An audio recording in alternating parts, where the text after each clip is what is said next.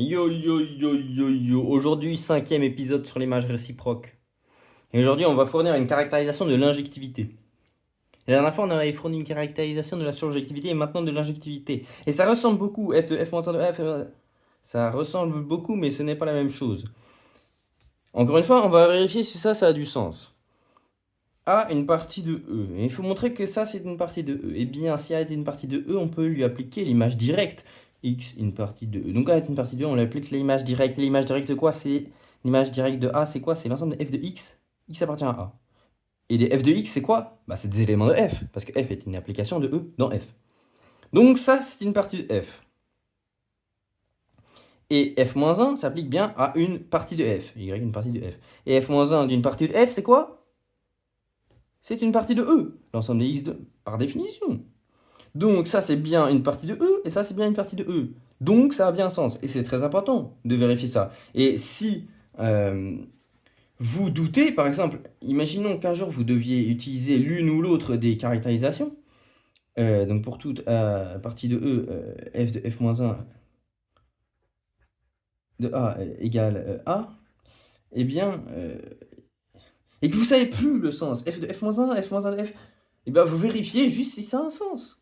Là, dans ce cas-là, c'est une partie de f, pardon, et dans ce cas-là, c'est une partie de E, eh bien, il faut vérifier si f de f-1 ou f de -1 de f, c'est une partie de A ou de f. Et oui.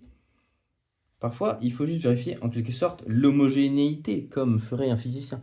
Je vais changer de stylo parce qu'il il marche pas très bien. Voilà, c'est bon, on est parti. Donc maintenant, supposons que f est injective.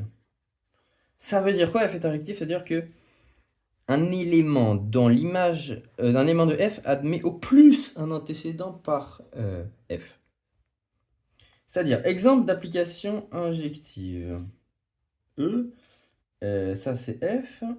Une application injective, ce serait une application... J'ai mal fait mon dessin, mais en gros, on va pas dessiner le f, mais 3 éléments, 4 éléments. Au plus un antécédent, il en émet 0, 1, 1, 1. Donc là, ça serait bon. Par contre, une application non injective, ça serait par exemple L, L, et là, ça c'est bon, mais lui, il admet 3 antécédents, donc c'est pas bon. Et une caractérisation importante de l'injectivité qu'on va utiliser, caractérisation de l'injectivité, une autre d'ailleurs que celle-ci, de l'injectivité, mais qui va nous servir en fait ici pour tout élément A et B de E, f de A égale f de B implique A égale B. Pourquoi? Ce sont des éléments de l'image de f, donc par définition de l'injectivité, ils admettent un unique antécédent. Donc, l'antécédent est unique, donc A égale B. Et voilà. Montrons que f-1 de f de A égale A. Donc, on va d'abord commencer par une inclusion qui est évidente, c'est celle-ci. Évidente, ma foi, je ne sais pas pourquoi. Dans la surjectivité, ça va être l'autre inclusion. Et bah, cette fois-ci, ça va être celle-là. Évidente, car on n'aura pas besoin de supposer que f est injectif. En effet, soit x appartient à A. Alors là, qu'est-ce qu'on peut faire si ce n'est appliquer f de A? Appliquer f à x, parce qu'on a besoin de f de A. Voilà. Alors, f de x appartient tout bêtement à f de A. Pourquoi? Parce que x est un élément de A, et f de grand A, c'est quoi? C'est l'ensemble de f de x, x appartient à A, mais x appartient à A. Donc ça, c'est assez rapide. Et réflexe sur l'image réciproque, c'est que f de x appartient à un ensemble, ça veut dire quoi? Ça veut dire que x appartient à f-1 de cet ensemble. Et donc, on a terminé, puisqu'on a montré que x appartient à f-1 de f de A. Et oui. Maintenant, inclusion réciproque. Montrons que f-1 de f de A inclut dans A. Et cette fois-ci, on va devoir utiliser l'injectivité. Donc, soit x appartient à f-1 de f de A. J'oublie, mais... J'avais oublié ça tellement j'étais concentré. Direct réflexe sur l'image réciproque, x appartient à f-1 d'un ensemble, ça veut dire que f de x appartient à cet ensemble. Donc, ça veut dire quoi? Appartenir à l'image de A par f. ici. Ça veut dire qu'il existe un Y dans A, ma foi différent de X, hein, tel que f de Y égale f de X. Ma foi différent. Sauf que f est injective.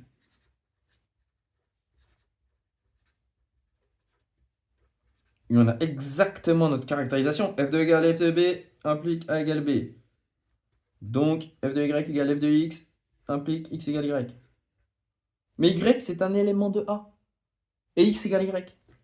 Donc, X appartient à A. Ah bah tiens, c'est ce qu'on voulait montrer. Trop cool, c'est ce qu'on voulait montrer. X appartient à ça, implique X appartient à A. Parfait. On se retrouve pour le sens réciproque maintenant, de l'autre côté.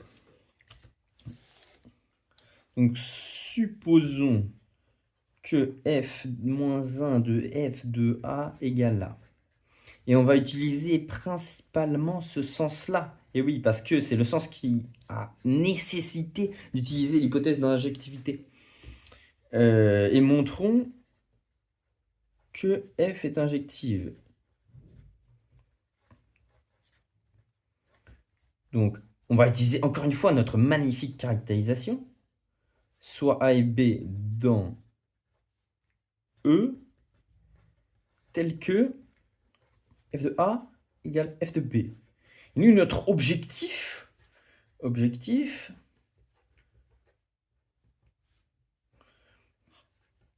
montrons que A égale B en fait. Et on aura réussi ce qu'on veut. Et là, on se dit, comment utiliser l'hypothèse? La dernière fois, on avait... Donc là, j'ai oublié ma quantification, mais c'est pour toute partie A de E. Et la dernière fois, on avait utilisé une partie A de F, si vous vous souvenez, un peu particulière. On avait utilisé F lui-même. Mais là, il faut se creuser la tête et je vous propose d'utiliser la partie singleton de A. Vous allez me dire, pourquoi? Donc j'applique mon hypothèse sur la partie singleton A de E. Singleton A est une partie de E, car A appartient à E, élément de E. Donc ça, c'est bon. Vous allez me dire, mais comment j'utilise ça? Eh bien, vous allez voir. F de B égale F de A. Ma foi, ok. Donc, F de B appartient à F du singleton de A. Alors, F de B égale F de A, mais F de B appartient à F de A. C'est quoi? Il faut bien voir ce que c'est ces notations, parce que F appliqué à un élément A et F d'un ensemble. Wow. Et on rappelle ce que c'est, F d'un ensemble. Rappel, F du singleton A, c'est l'ensemble des F de X, tel que X appartient au singleton A. Sauf que les F de X, tels que X appartient au singleton A, il y en a un seul. Donc c'est exactement l'ensemble F de A d'ailleurs, hein, si vous avez un peu de jugeote. Donc comme F de B égale F de A, il appartient forcément à cet ensemble, vu que cet ensemble est constitué d'un seul élément qui est F de A. Donc ça, c'est bien évidemment vrai. Mais F de B appartient à F de B appartient à un ensemble. On dit quoi? Réflexe sur l'image réciproque. Ça veut dire que B appartient à F-1 de cet ensemble. Ok, vous allez me dire, mais on a une hypothèse sur cet ensemble. On a une hypothèse. C'est quoi? C'est que c'est inclus dans le singleton A.